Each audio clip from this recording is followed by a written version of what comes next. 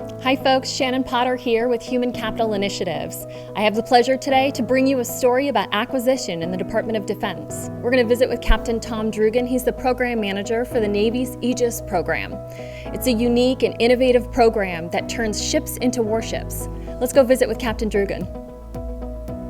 Captain, can you kind of talk to me about your history, how you got into acquisition? I've served on 5 Navy destroyers.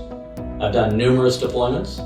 I've sailed around the world during one. I visited over 20 foreign countries, from the Far East to the Middle East to South America and the Caribbean. I've gone through the Suez Canal and the Panama Canal. Having that operational experience has been very beneficial for me to be able to properly manage and lead the AEGIS Combat System program. That operational perspective is very helpful, understanding the end game and not how the system will be used, but how the ship, the destroyer or cruiser, will be used and employ that weapon system.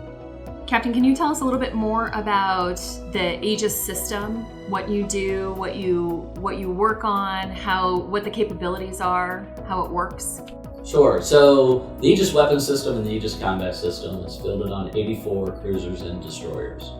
AEGIS ships are responsible for defending themselves, naturally self-defense, but more importantly, providing an air defense coverage and an anti-submarine warfare capability when part of a carrier strike group. In other words, AEGIS ships are there to protect the high-value units, whether it's the carrier or whether it's an oiler or some other important capital asset. That is their job. Extending that, because over the course of the AEGIS program, the capability has been extended. We are also involved in the ballistic missile defense warfare area.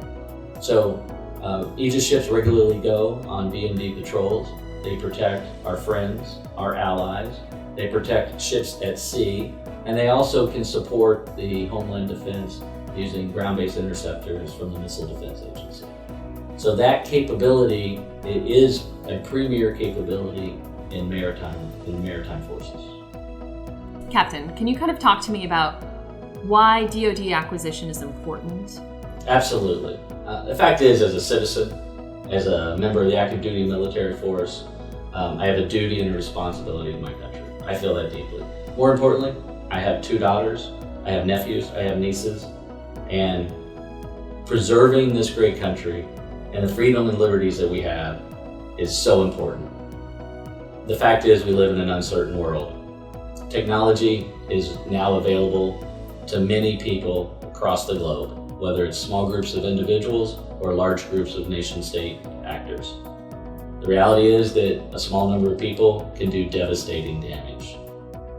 Our job in the United States military and the armed forces is to protect this country. That is our sworn duty. What would you say to people that felt like we were behind the times in what we were developing for technology? Well, so I understand the criticism, because much of what you see are systems and platforms and aircraft and tanks and ships that have been in service a long time, several decades in many cases. That said, the systems that ride on those platforms have changed, have evolved, and have improved. And more importantly, when we need to move very fast, there are paths that senior leaders can enable for us to do that. And it's a nature of the defense establishment and defense work that much of our work is classified, and that there are many parts of our work that are unseen by the public. For instance, cybersecurity. Much of that work, there's lots of efforts going on, but the details of that work are highly classified and behind closed doors. That's right and proper for the security of our nation. But we're moving very fast in that realm. In the realm of high-power radars and solid-state technology, we are further ahead than any other country in the world in terms of what I call smart missiles that have some level of internal guidance, independent guidance on their own.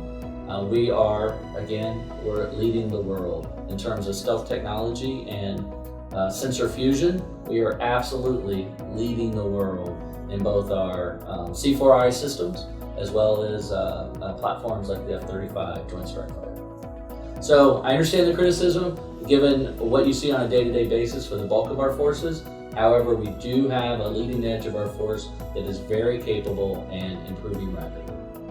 What would you say to a student that's about to graduate from college and they're considering joining DoD Acquisition?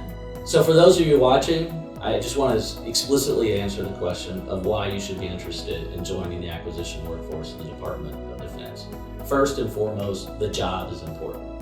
It is critical to our national security. Your day-to-day routine and your day-to-day job will matter. Second is there is inherent job satisfaction in doing that well. So those two are important. Third, teaming and team-based approach to project management. There's also education opportunities. And looking ahead, we have a large number of federal employees that are approaching retirement age. I'd like you to also consider that joining the acquisition workforce of the Department of Defense is not all about combat operations. The armed forces of the United States of America are the most active force for good across the globe.